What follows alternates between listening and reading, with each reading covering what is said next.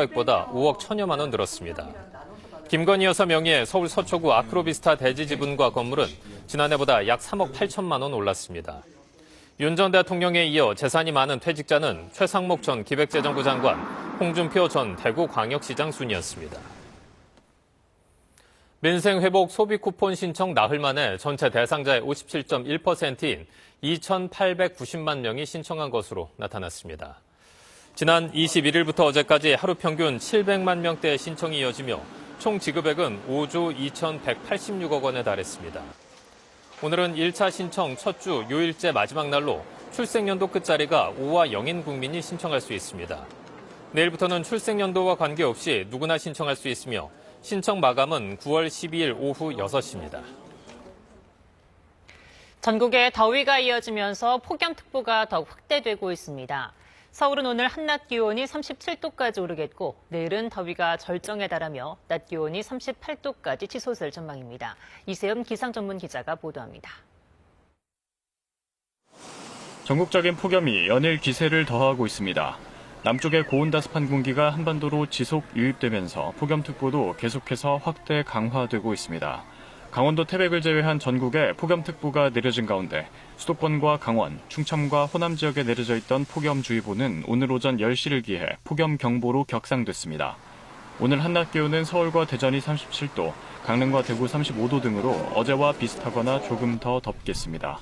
특히 수도권과 충남 등 중부지방의 서쪽 지역에서 36도를 웃돌겠습니다.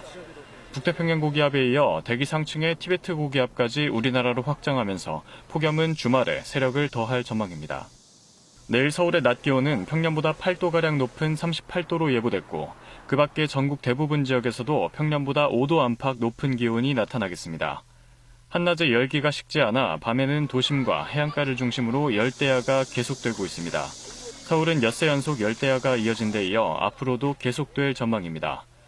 타이완 부근에서 서진하는 7호 태풍 프란시스코의 영향으로 내일과 모레 제주도에는 비가 오겠습니다. 또 당분간 조고가 높은 가운데 제주 해안과 남해안에는 높은 너울이 밀려오는 곳이 있겠습니다.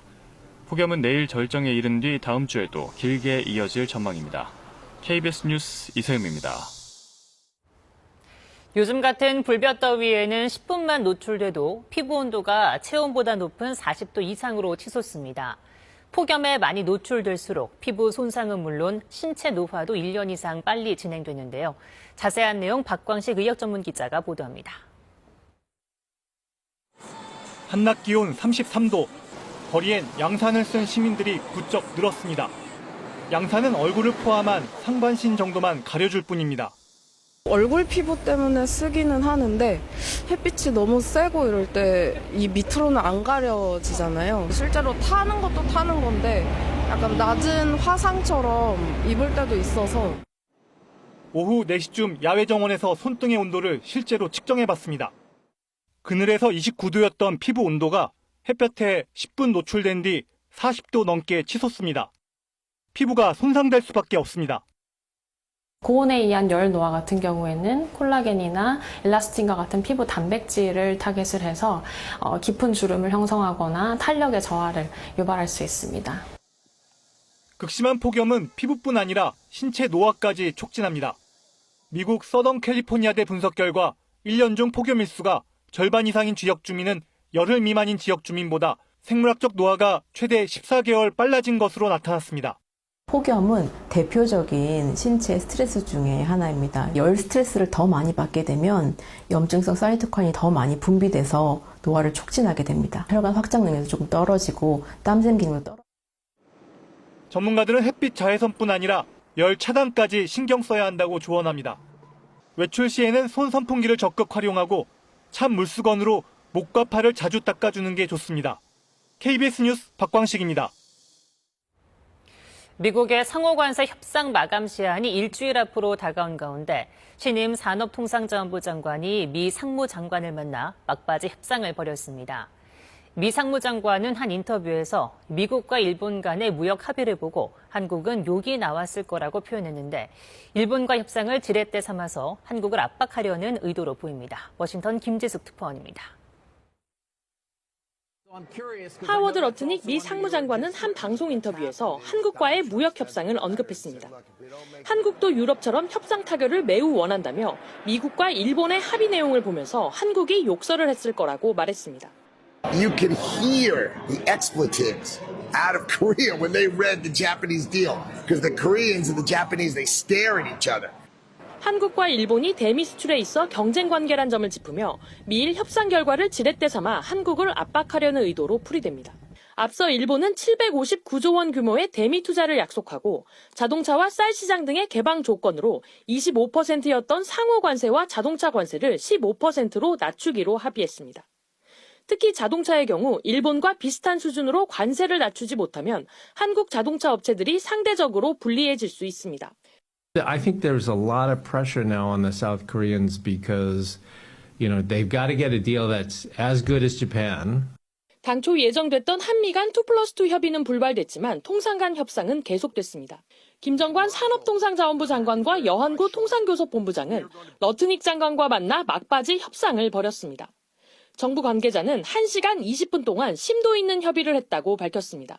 조선과 반도체, 배터리 등 전략산업 분야와 에너지 분야 협력 강화 방안 등이 논의된 걸로 보입니다. 정부 워싱턴에서 KBS 뉴스 김지숙입니다. 미국과 관세 협상이 진행 중인 가운데 이재명 대통령이 재계 총수들과 잇따라 만나고 있습니다. 강효정 대통령실 대변인은 이 대통령이 어제 삼성전자 이재용 회장과 만찬 간담회를 진행했다고 밝혔습니다. 앞서 이 대통령은 지난 14일 현대차그룹 정의선 회장을 만났고 15일에는 LG그룹 구강모 회장, 21일에는 하나그룹 김동관 부회장, 22일에는 SK그룹 최태원 회장과 만났습니다. 대통령실은 재계와 소통하고 경제 현안을 논의하는 차원이라고 설명했습니다. 사제 총기로 아들을 살해한 혐의를 받는 60대 남성 소식입니다. 경찰은 이 남성이 범행 당시 아들뿐 아니라 며느리와 손자도 살해하려 했다고 보고 살인 미수 혐의를 추가 적용할지 검토하고 있습니다. 남성은 경제적인 어려움 때문에 범행했다고 진술했지만 유족 측은 생활비를 계속 지급해왔다며 반발하고 있습니다. 신현욱 기자의 보도입니다. 자신이 만든 사제 총기로 아들을 살해한 혐의를 받는 60대 남성 조모 씨. 경찰은 조 씨가 아들뿐 아니라 범행 현장에 있던 며느리와 두 손주까지 살해하려 한 것으로 보고 있습니다. 경찰은 조 씨에게 기존 아들 살인 혐의에 더해 살인 미수 혐의를 추가로 적용할지 검토하고 있습니다. 조 씨는 또 최근 프로파일링 조사에서 경제적 어려움 때문에 범행했다고 진술한 것으로 알려졌습니다. 가족 회사의 직원으로 월 300만 원의 급여를 받았지만 지난해 어느 시점에 지급이 끊겼고 배신감에 범행을 저질렀다는 주장입니다. 하지만 경찰은 피의자의 진술일 뿐 생활고 때문에 범행했다고 단정할 수 없다며 범행 동기를 추가로 확인할 계획이라고 설명했습니다.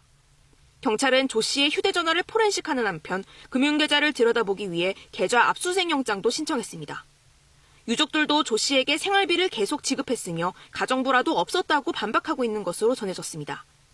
경찰은 조 씨의 휴대전화에서 지난해 8월부터 쇠파이프 등 사제총 제작을 위한 각종 물품을 구매한 기록을 확보했습니다. 조 씨는 지난 20일 밤 9시 반쯤 인천시 연수구 송도동의 한 아파트에서 사제총기를 발사해 30대 아들을 살해한 혐의를 받습니다. 경찰은 오늘 조 씨에 대한 3차 조사를 진행한 뒤 살인 미수 혐의를 추가로 적용할지 등을 결정할 방침입니다. KBS 뉴스 신현욱입니다. 폭우 피해를 입은 경기 북부 지역에 대한 실종자 수색 작업은 오늘도 계속되고 있습니다. 어제 가평에서 숨진 채 발견된 남성은 캠핑장에서 어머니와 함께 실종된 10대 아들로 확인됐습니다. 강나루 기자가 취재했습니다. 구조대원들이 일렬로 서서 강을 따라 내려갑니다. 높은 수위, 거센 유속에 걸음을 떼기 어렵습니다. 일주일 가까이 이어지고 있는 경기 가평 일대 수색. 이 지역 실종자는 캠핑장에서 실종된 40대 여성과 10대 아들, 급류에 휩쓸린 50대 남성 등 3명이었는데 어제 오전 덕현리 계곡에서 실종자로 추정되는 남성 1명이 숨진 채 발견됐습니다. DNA 분석 결과 이 남성은 캠핑장에서 실종된 10대 아들로 최종 확인됐습니다. 구조당국은 수색 범위를 넓히고 있습니다.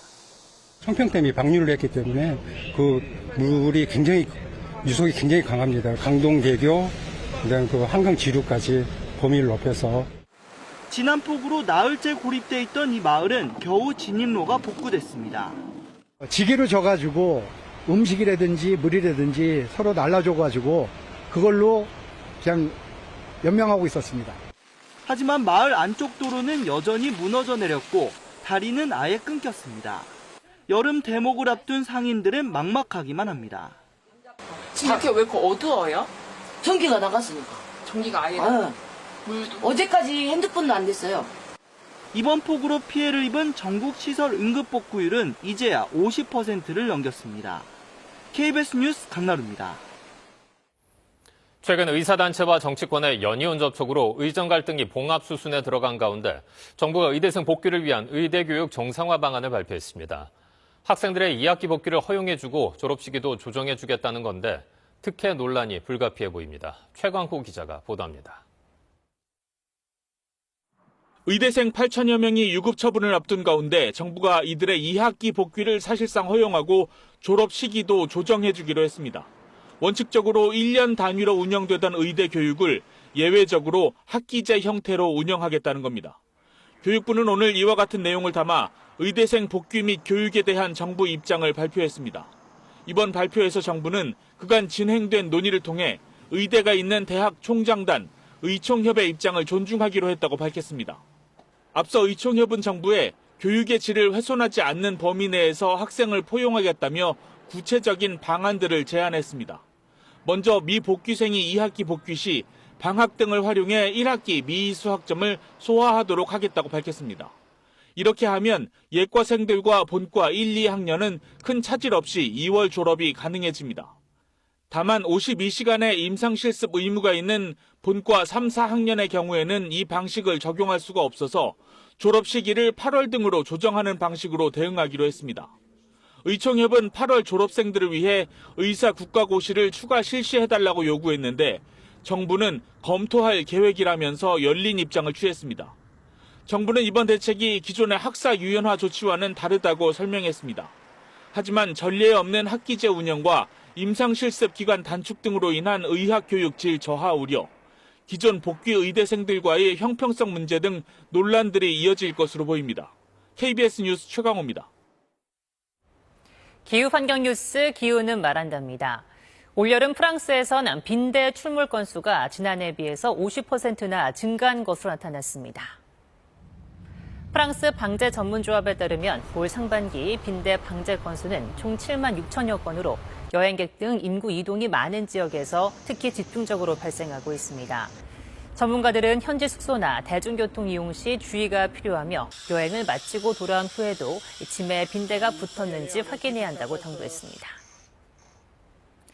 해양 폭염 실태로 미뤄볼 때 기후위기는 이미 임계점에 근접해 있다는 연구 결과가 나왔습니다.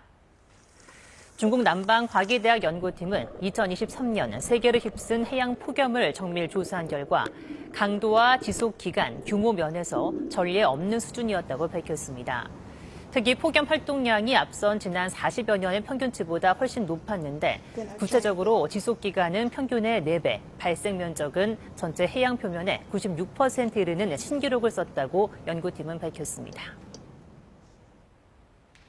네, 경기도 의정부시 한 공공주택 신축 예정 부지에서 멸종 위기 중인 맹꽁이가 발견됐습니다. 이로 인해서 예정됐던 착공이 연기됐고 건설사는 맹꽁이 이주 대책을 세우고 있습니다. 이채리 기자가 현장을 취재했습니다. 숲풀이 무성한 공동주택 신축 사업 예정 부지. 산책로 주변이 우렁찬 맹꽁이 소리로 시끄럽습니다. 멸종위기 2급, 법정보호종인 맹꽁이. 장마철 산란기에 짝을 찾기 위해 더 열심히 울음소리를 냅니다. 가까운 데 사는 주민들은 시끄럽다는 느낌까지 들었을 거예요, 아마. 그렇게 많이 울었어요. 작년 같은 경우는 엄청 울었어요, 진짜로. 주변 배수로에 카메라를 넣어봤습니다. 그러자 머리가 둥근 맹꽁이 올챙이가 여기저기에서 보입니다. 습도 높은 곳을 좋아하는 맹꽁이에게 이 사업 부지가 좋은 서식지 역할을 한 겁니다. 정황으로 봤을 때는 상당히 많을 가능성이 높다. 맹꽁이 발견으로 이번 달 예정이었던 착공은 연기됐습니다. 한강유역 환경청은 의정부시에 맹꽁이 보호를 위한 이행조치 명령을 건설사에 내려달라고 요청했습니다. 맹꽁이는 개발 사업 등으로 인해서 서식지가 굉장히 많이 축소된 대표적인 생물 중에 하나이기 때문에 환경부에서 관리하고 있는 거고요. 건설사 측은 전문업체를 섭외해 맹꽁이를 새로운 서식지로 옮긴 뒤 건설을 재개할 계획입니다. 한편 환경단체 일각에서는 환경변화에 민감한 맹꽁이를 새 서식지로 옮길 경우 폐사할 위험성이 크다는 우려를 나타냈습니다. KBS 뉴스 이채리입니다.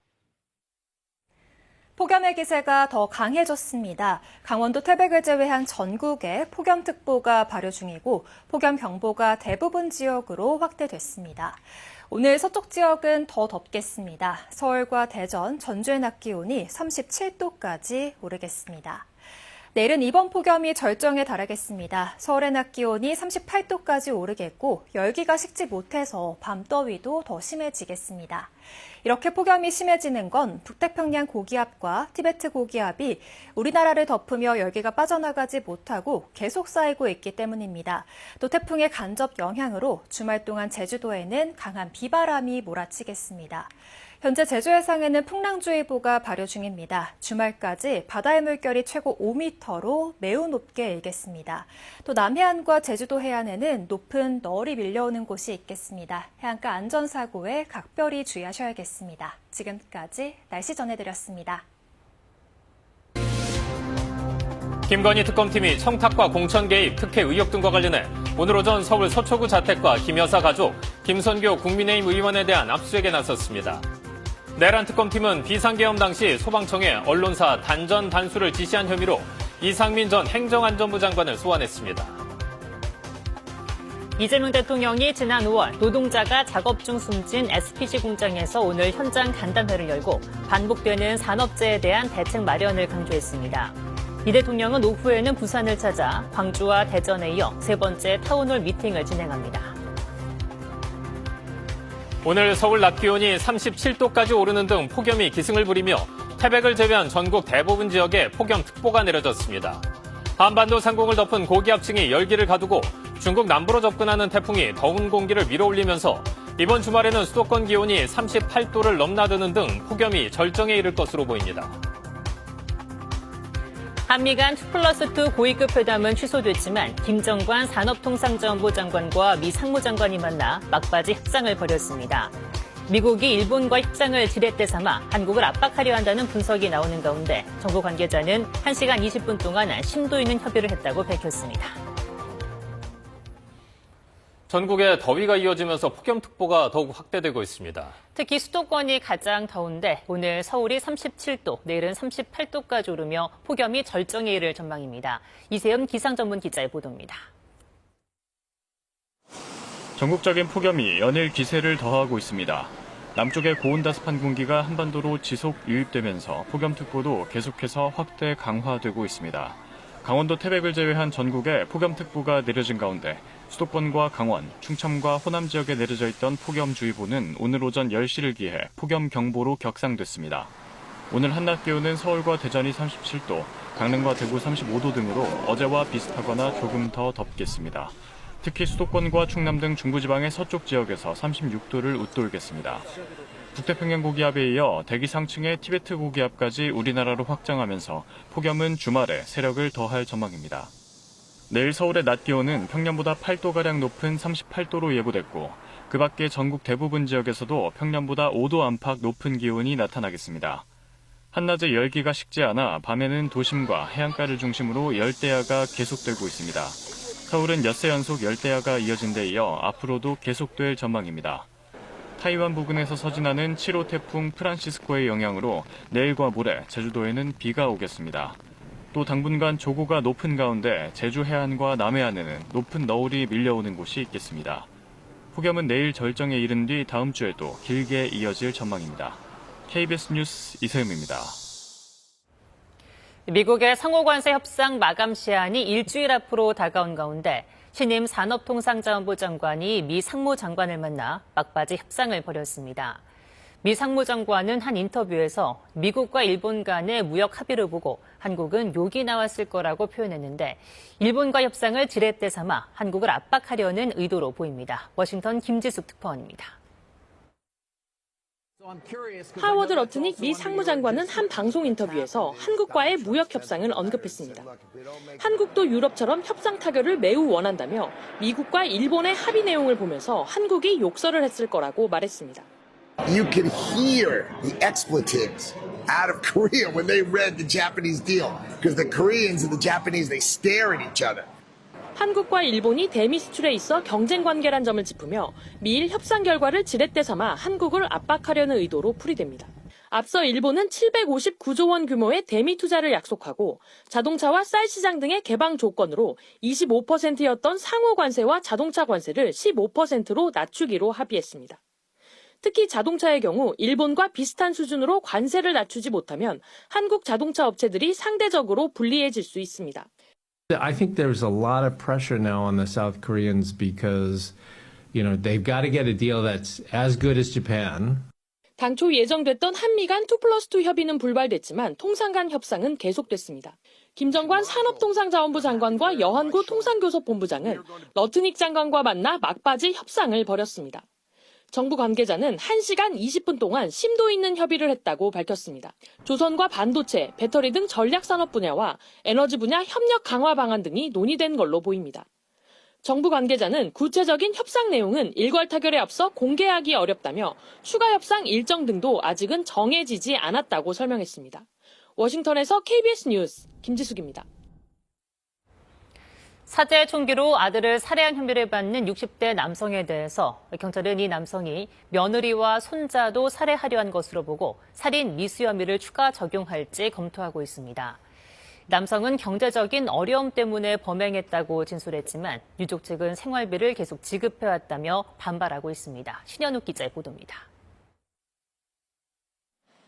자신이 만든 사제 총기로 아들을 살해한 혐의를 받는 60대 남성 조모 씨.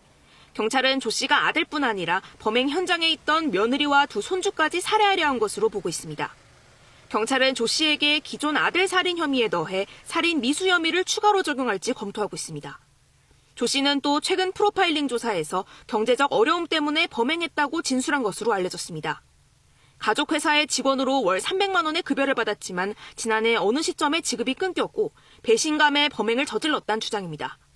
하지만 경찰은 피의자의 진술일 뿐 생활고 때문에 범행했다고 단정할 수 없다며 범행 동기를 추가로 확인할 계획이라고 설명했습니다. 경찰은 조 씨의 휴대전화를 포렌식하는 한편 금융계좌를 들여다보기 위해 계좌 압수수색 영장도 신청했습니다. 유족들도 조 씨에게 생활비를 계속 지급했으며 가정부라도 없었다고 반박하고 있는 것으로 전해졌습니다. 경찰은 조 씨의 휴대전화에서 지난해 8월부터 쇠파이프 등 사제총 제작을 위한 각종 물품을 구매한 기록을 확보했습니다.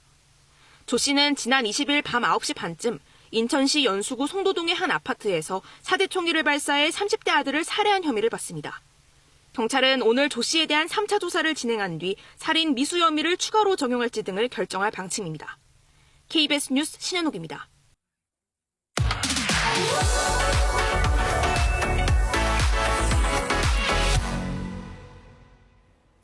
12구 여객기 참사 원인을 조사 중인 항공사고조사위원회 조사 결과를 놓고 논란이 커지고 있습니다.